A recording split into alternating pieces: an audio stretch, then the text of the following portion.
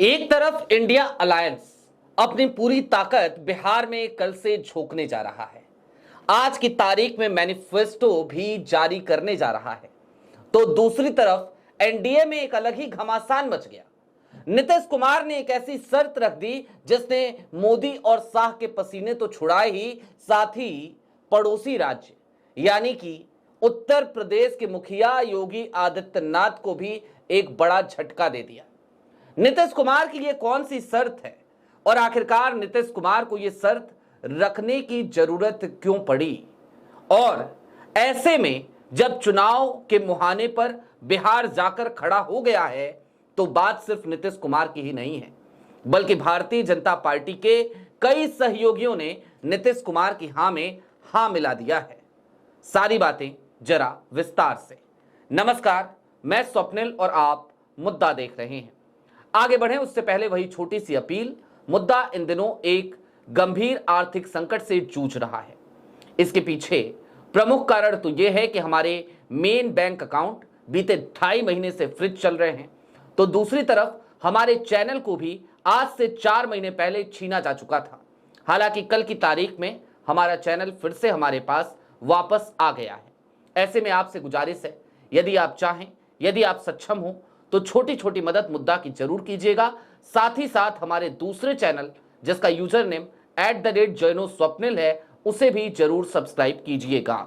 अब आगे बढ़ते हैं, खबर की तरफ चलते हैं। और सियासी गलियारों में बड़ी तेजी से इस बात की चर्चा चल रही है कि नीतीश कुमार ने आखिरकार ये शर्त रखी तो क्यों रखी। दोस्तों, भारतीय जनता पार्टी के स्टार प्रचारकों की सूची में से 2 नामों को काटने पर विचार चल रहा है, और ऐसा इसलिए क्योंकि ये एनडीए के मुख्य घटक दल यानी कि जनता दल यूनाइटेड और उसके साथ ही साथ अन्य सहयोगियों की भी मांग है भारतीय जनता पार्टी से। क्या मांग है? कौन है वो स्टार प्रचारक?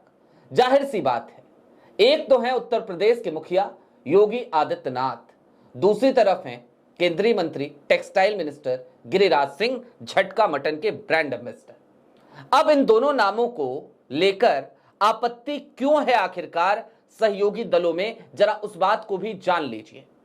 दरअसल आज की तारीख तक जनता दल यूनाइटेड हो या फिर कि एलजेपी आर हो या फिर कि उपेंद्र कुशवाहा की पार्टी हो या फिर कि जीतन राम मांझी की अब तक की अपनी राजनीति हो, जनता दल यूनाइटेड से लेकर अपनी नई पार्टी बनाने तक, इन सभी के लिए एक बड़ा वोट बैंक माइनॉरिटी कम्युनिटी रही है, अल्पसंख्यक समुदाय रहा है।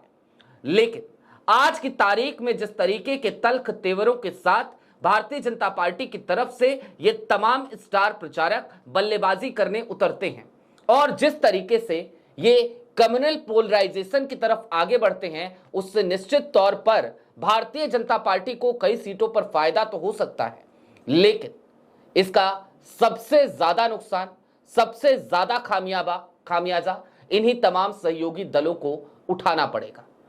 ऐसे में सीधी सी शर्त नीतीश कुमार की पार्टी की तरफ से यह रख दी गई है कि योगी आदित्यनाथ या तो बहुत कंट्रोल होकर बोलें या फिर कि उन्हें आप बिहार में चुनाव प्रचार से दूर रखिए। अब तक योगी आदित्यनाथ बिहार चुनाव में 2 रैलियां कर चुके हैं और उसके बाद से वो बिहार से दूरी बना रहे हैं, और इसके पीछे सीधी सी बात है नीतीश कुमार की वही शर्त। नीतीश कुमार ने एक शर्त और रखी थी जिस पर भारतीय जनता पार्टी ने कान नहीं धरा था। वो शर्त क्या थी? नीतीश कुमार के तमाम सहयोगियों ने भारतीय जनता पार्टी के पोर्टल पर और एनडीए के पोर्टल पर जाकर यह बात कही थी कि नीतीश कुमार को मुख्यमंत्री चेहरा घोषित किया जाए। हालांकि अब तक इस फैसले पर सीधे तौर पर भारतीय जनता पार्टी नजरें चुराती नजर आ रही है। आज की तारीख में तो पूर्व केंद्रीय मंत्री आरके सिंह ने सीधे तौर पर कह दिया कि नीतीश कुमार हो सकता है चुनाव के बाद मुख्यमंत्री बन भी जाएं, लेकिन वो काफी लंबे समय तक मुख्यमंत्री नहीं रहेंगे क्योंकि उनका स्वास्थ्य खराब है। आरके सिंह वैसे भी आज की तारीख में अपने पार्टी से काफी ज्यादा बागी नजर आ रहे हैं, एक बगावती रुख उन्होंने अख्तियार कर रखा है। अब कुल मिलाकर जरा इस बात को समझिए, एक एक तार को जोड़िए। इंडिया अलायंस को लेकर तमाम बातें चल रही थी, महागठबंधन को लेकर तमाम बातें चल रही थी। हम ये नहीं कहते कि महागठबंधन में खामियां नहीं थी, या फिर कि ये भी नहीं कह रहे कि महागठबंधन की सारी खामियां दूर हो चली हैं। लेकिन हां, इतना तो तय है कि महागठबंधन अब पूरी तरीके से चुनावी रण में, चुनावी मैदान में अपनी पूरी ताकत के साथ उतर रहा है। आज की तारीख में मैनिफेस्टो जारी करने के साथ ही साथ राहुल गांधी का कल का 2 दौरा भी फिक्स हो चुका है। राहुल गांधी पहले मुजफ्फरपुर की सकरा सीट और उसके बाद दरभंगा, इन 2 जगहों पर कल वो जनसभा को संबोधित करेंगे।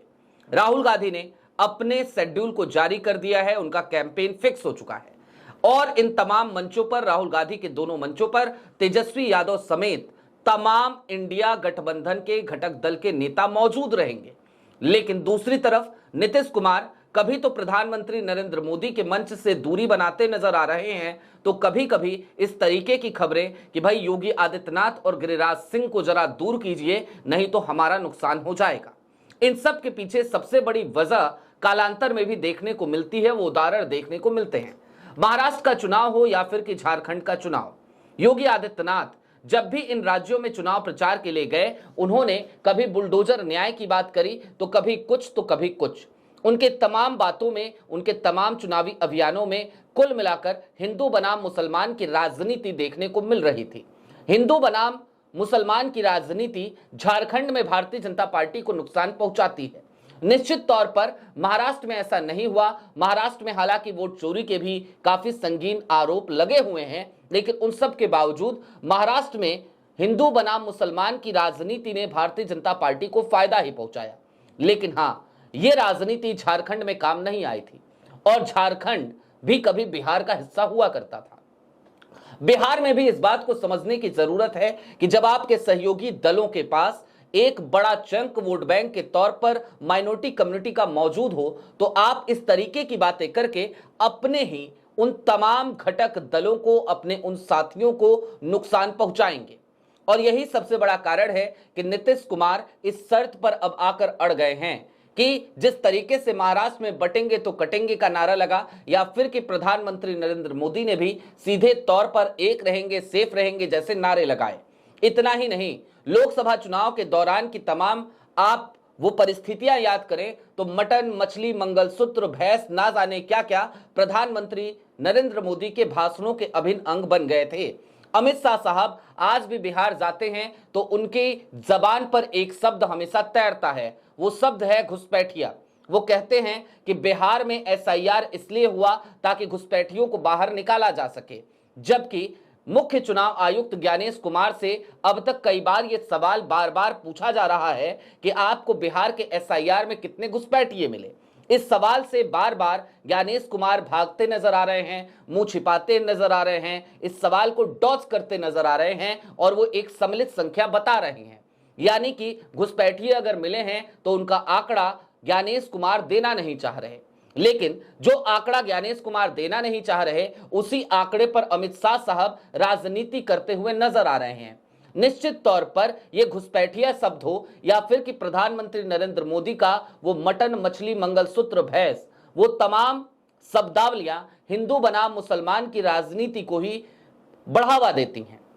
और इस तरीके की राजनीति बिहार में नीतीश कुमार को ही नहीं बल्कि चिराग पासवान से लेकर उपेंद्र कुशवाहा तक या फिर कि जीतन राम मांझी तक सबको नुकसान पहुंचाने के लिए काफी है।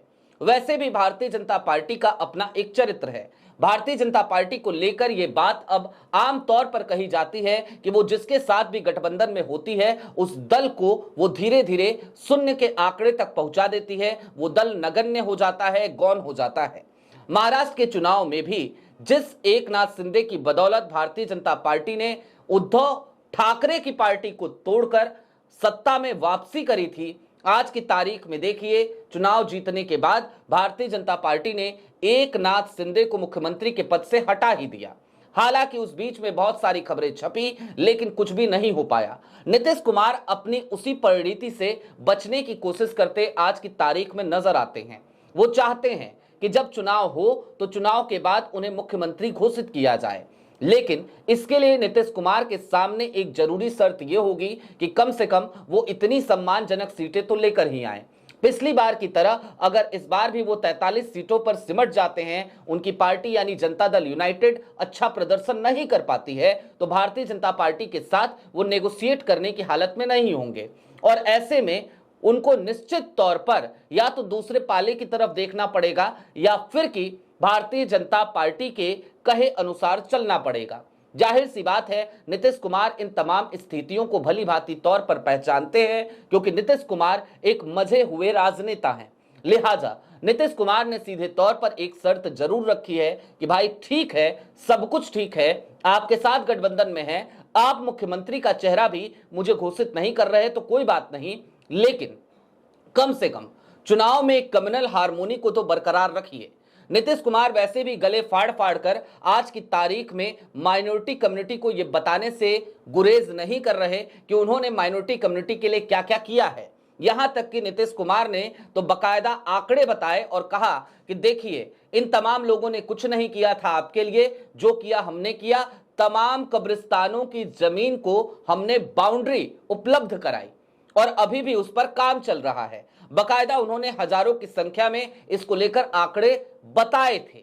यानी कि नीतीश कुमार एक तरफ मुसलमानों को खुश करने में लगे हैं, वो चाहते हैं कि माइनॉरिटी कम्युनिटी का वोट उनको मिले, क्योंकि 50 से 70 सीटें ऐसी हैं जहां पर माइनॉरिटी कम्युनिटी बिहार में एक निर्णायक भूमिका में है। लेकिन दूसरी तरफ भारतीय जनता पार्टी नीतीश कुमार के उस वोट बैंक को ही यदि उनसे छीनती हुई नजर आएगी तो फिर नीतीश कुमार को दर्द तो होगा ही। यही पीड़ा है उनकी और यही वजह है कि आज की तारीख में चुनाव मुहाने पर जब आकर खड़ा हो गया है, तब नीतीश कुमार के इस एक शर्त ने मोदी जी हों, अमित शाह साहब हों, सबको एक बड़ा झटका दिया है, क्योंकि भारतीय जनता पार्टी की राजनीति बिना इन तमाम शब्दों के कैसे हो सकती है। अमित शाह साहब बिना घुसपैठिए के क्या बोलेंगे? योगी आदित्यनाथ हिंदू बना मुसलमान के अलावा आखिरकार क्या बोलते हुए नजर आएंगे? और जैसे जैसे चुनाव परवान चढ़ेगा, प्रधानमंत्री नरेंद्र मोदी को भी इन तमाम शब्दों का सहारा तो लेना ही पड़ता है। लिहाजा नीतीश कुमार ना सिर्फ मोदी जी के साथ मन साझा करने से बचते हुए आपको नजर आएंगे, बल्कि योगी आदित्यनाथ की सक्रियता भी आपको कम होती हुई नजर आएगी बिहार के चुनाव में। और निश्चित तौर पर एनडीए में मचा हुआ घमासान ही है जिसकी वजह से आज की तारीख में नीतीश कुमार की यह शर्त गले की फांस बन गई है प्रधानमंत्री नरेंद्र मोदी के लिए। आपकी क्या राय है, हमें कमेंट बॉक्स में जरूर बताइएगा। अभी के लिए दीजिए इजाजत। चलते चलते फिर वही अपील, चैनल पे नए हो तो सब्सक्राइब करते हुए जरूर जाइएगा, सक्षम हो तो छोटी छोटी मदद मुद्दा की जरूर कीजिएगा। बहुत शुक्रिया।